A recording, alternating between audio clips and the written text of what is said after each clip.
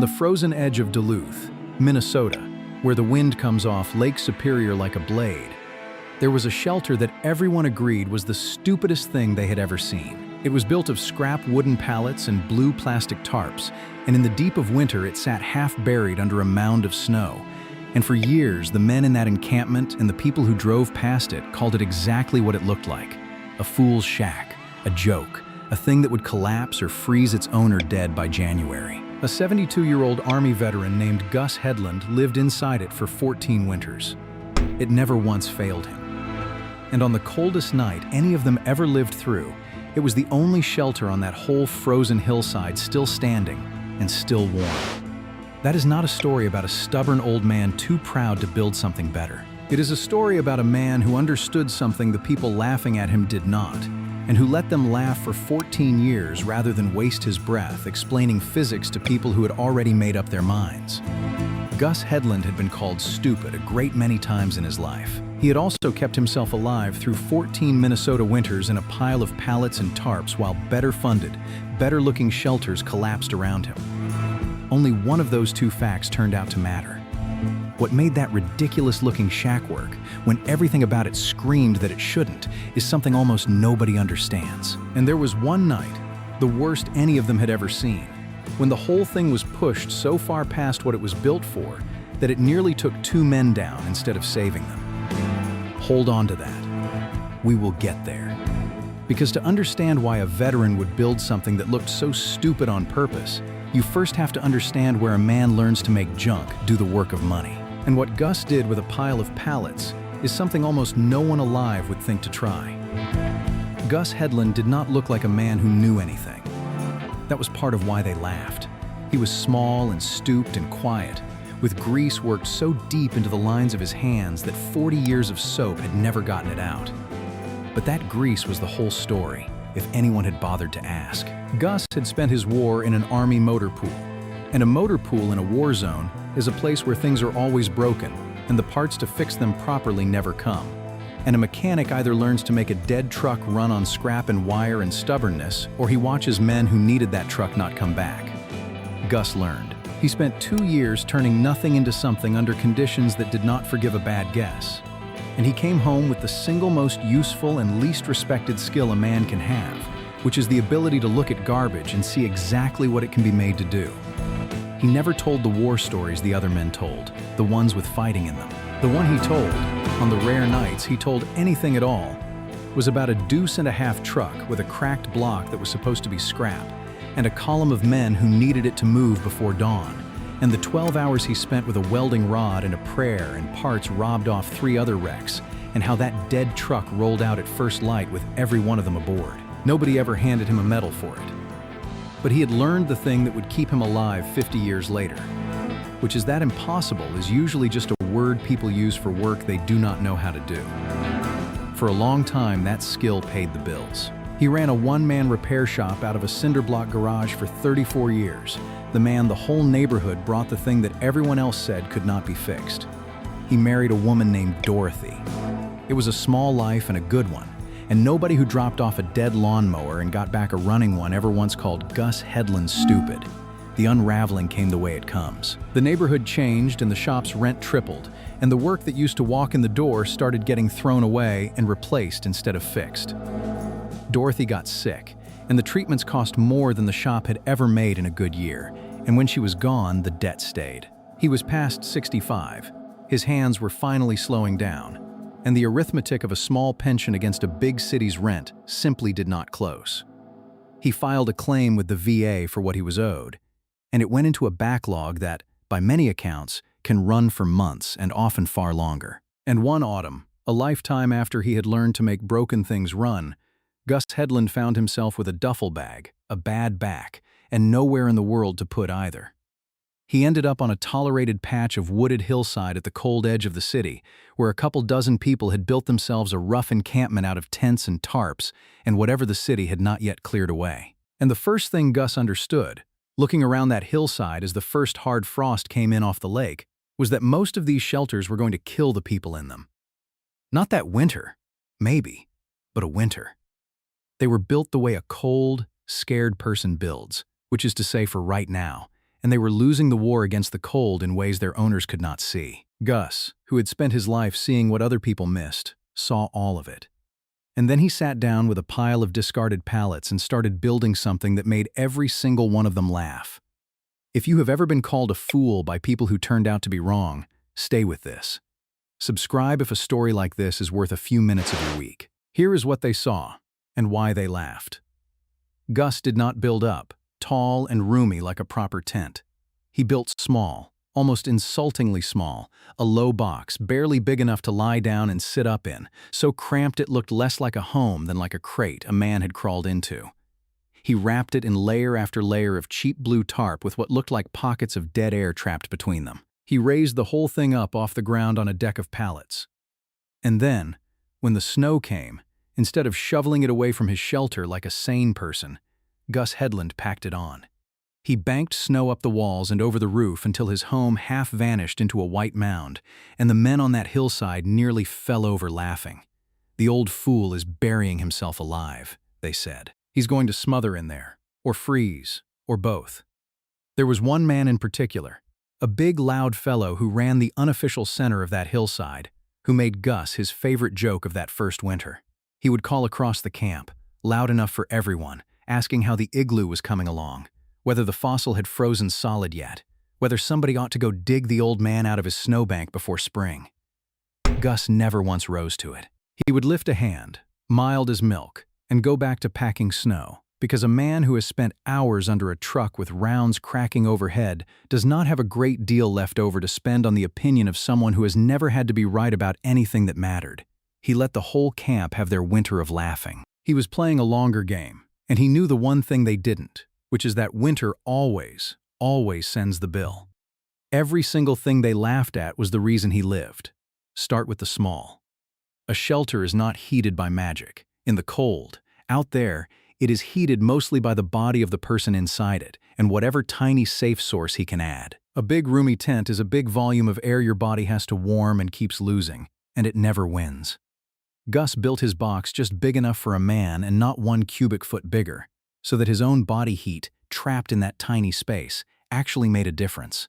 The cramped little crate everyone pitied was the whole point. Small is warm. Big is a slow grave.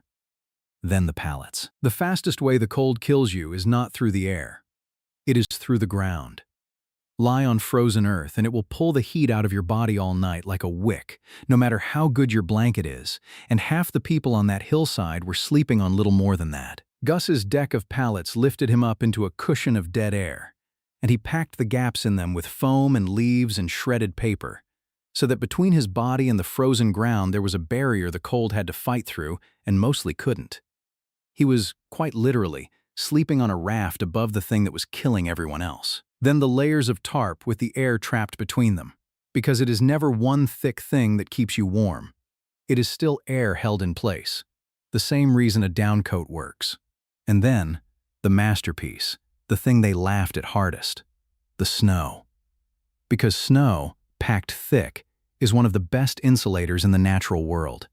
It is full of trapped air. It is why animals burrow into it to survive, why a snow cave can sit at freezing inside while the wind outside screams at 40 below. Gus was not burying himself alive. He was doing, with a shovel and a lifetime of knowing how heat moves, exactly what the Inuit had done for 1,000 years. He wrapped his tiny warm box in a blanket of snow that the wind could not get through, and inside it, on the raft above the frozen ground, in a space small enough to hold his own warmth, he was fine. He was better than fine. While they laughed and shivered, the old fool was warm. He kept it honest and he kept it safe, because he had watched carelessness kill men before. He never sealed himself in completely. A shelter that cannot breathe fills with the damp of your own breath and the bad air of any flame, and both will hurt you. He kept a low vent open and managed his moisture, and for heat beyond his own body, he used the smallest, safest source he could, warmed stone and a single carefully tended candle-fed setup in a clay pot, never an open roaring flame in a closed space, because the difference between clever and dead out there is a single lazy shortcut. It looked like garbage. It was, in truth, a machine, tuned by a man who had spent his whole life making garbage do the work of money. And it almost went wrong once, early, the way these things do. His very first winter, before he had the snowbanking figured out, a wet, heavy dump came down overnight, and the weight of it caved one corner of his roof while he slept, and he woke half-pinned in the freezing dark with the cold pouring in. He dug himself out, and he did not curse his luck. He studied the failure like a broken engine, saw that a flat roof takes the load and a pitched one sheds it, rebuilt the whole thing that week with a proper angle to throw the snow off where he wanted it, and never had it happen again. He got everything right the way he had gotten everything right his whole life, which was by getting it wrong once, carefully, and refusing to get it wrong twice. For 14 winters, it held.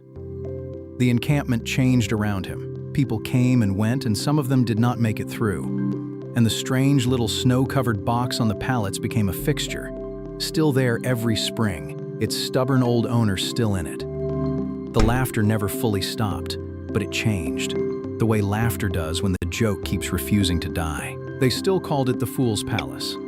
But some of them, the ones paying attention, had started to notice that the fool was the one who was always still there in April. Then came the winter that tried to kill them all. It arrived as the kind of cold that does not happen in a normal year. A deep Arctic mass that settled over the lake and would not leave, driving the temperature past 30 below and holding it there for days while the wind made it worse. It was the kind of cold that kills, and everyone on that hillside knew it. The tents that had looked fine in November were nothing against it. Propane ran out. Fingers and toes went. And on the third night of it, the worst night, the night the whole city broke its records, everything Gus had built was pushed further than it had ever been pushed, because that was the night a young man came crawling to his door half dead. He was one of the loudest of the laughers, a kid barely 30 who had spent 2 years calling Gus's shelter a joke, and now he was on his hands and knees in the snow outside it because his own tent had finally failed him, and the cold had gotten into him deep, that heavy, sleepy, stumbling cold that is the last stop before a man simply lies down and does not get up. Gus got him inside, and here is where the whole thing was tested past its design, because that little box was built, precisely and deliberately, to hold the heat of exactly one man. 2 bodies, one of them soaked and freezing and pulling warmth out of the space faster than it could be made, was more than the machine was built for.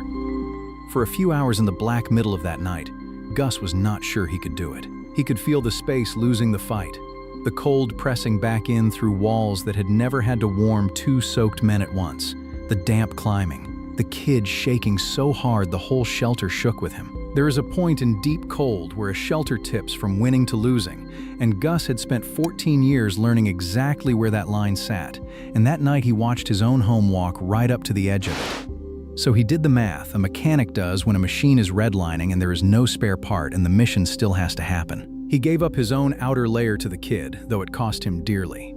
He moved the warm stone twice. He opened the vent a finger's width wider to fight the killing damp and swallowed the heat he lost for the air he gained. He ran his ridiculous, brilliant little machine at the ragged edge of everything it had in it, all night long, on nothing but knowing it better than anyone else alive ever could. So Gus Hedlund, 72 years old, spent the coldest night of 14 winters doing the hardest work of all of them. He stripped the wet clothes off a kid who had mocked him and got him dry and wrapped and packed between himself and the warm stone. He fed his tiny, safe heat and watched the moisture in the air like a hawk, because now there were 2 men breathing in a space built for one, and the same damp that could have killed them was rising fast. He kept them both alive by inches, by knowing exactly how every bit of that shelter worked and pushing each part of it right to its edge and no further, an old mechanic nursing a machine past its limits, the way he had once nursed dead trucks through country that wanted everyone in them dead. By the gray light of morning, the cold snap had broken its back, and the kid was going to keep all his fingers. And the Fool's Palace had held 2 men through a night that killed people in real houses across that city. I want to be honest about what a cold like that does, because it is the part that makes what Gus built matter. When an Arctic freeze sits on a northern city and will not lift, people die, and not only on the hillsides. They die in cars and in tents and sometimes in homes where the heat failed, losing the fight 1 degree at a time. It happens across this country every hard winter, quietly, to the people at the edges, and most of us never hear a word about it. On that hillside that winter, The shelters that failed were the ones that had looked sensible in the fall. The one that held, the one that took in a second man and kept them both, was the one everyone had spent years calling stupid. That is the part that should sit with you. Everyone on that hillside had looked at Gus Hedlund's snow-covered pile of pallets and known, with the easy certainty of people who have never had to be right about anything that mattered, that it was a fool's work. And every winter it kept a man alive, and one winter it kept two, while their smarter-looking shelters folded. The stupidest thing on that whole hillside was never the shack. It was the certainty of everyone who was sure they knew better than a man who had already survived worse than any cold they would ever feel. So why does a man like that end up there at all? Why is a veteran who could keep two people alive through 30 below with a pile of garbage living on a hillside instead of teaching a class on it? The easy answer is bad luck, and there is some. The harder answer is a shop rent that tripled, a wife's illness that emptied a life in a season, a pension that stopped stretching, a claims backlog slower than a Minnesota winter, and the plain fact that a quiet, grease-handed old man becomes invisible to a busy world long before he ends up in the snow. By many accounts, tens of thousands of American veterans experience homelessness on any given night, and a great many of them are men who once, by every measure, could fix anything. The kid did not leave after that night. He stayed close, and he got quiet around Gus the way the loud ones do when they finally learn something. And over that last stretch of winters, Gus taught him all of it. The small box and the raft of pallets and the blanket of snow and the physics the whole hillside had laughed at, so that the knowing would not die when the old man did. What it cost Gus to be the fool for all those years, he never said, because saying it was not his way.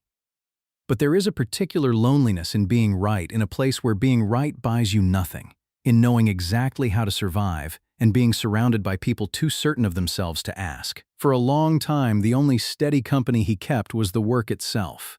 The endless small tending of a machine that only he understood in a snowbank at the edge of a city that had forgotten he was alive. The kid changed that a little, there at the end. But for most of those 14 winters, the warmest shelter on the hillside was also the loneliest one on it, and the old mechanic carried that the way he carried everything else, quietly and without ever once setting it down. They still call it the Fool's Palace down there, but they say it differently now. Here is what I keep coming back to. It cost that man almost nothing to build. A stack of thrown-away pallets and some tarps and the snow that fell for free. And it did what a heated apartment could not do for the people who had one, which was keep everyone in it alive. We are very quick, all of us, to look at a thing that is poor and call it stupid. We are very slow to ask whether the man who built it might simply know something we don't. If you have ever been called a fool by people who turned out to be dead wrong, tell me in the comments what it was you built anyway. Not for pity.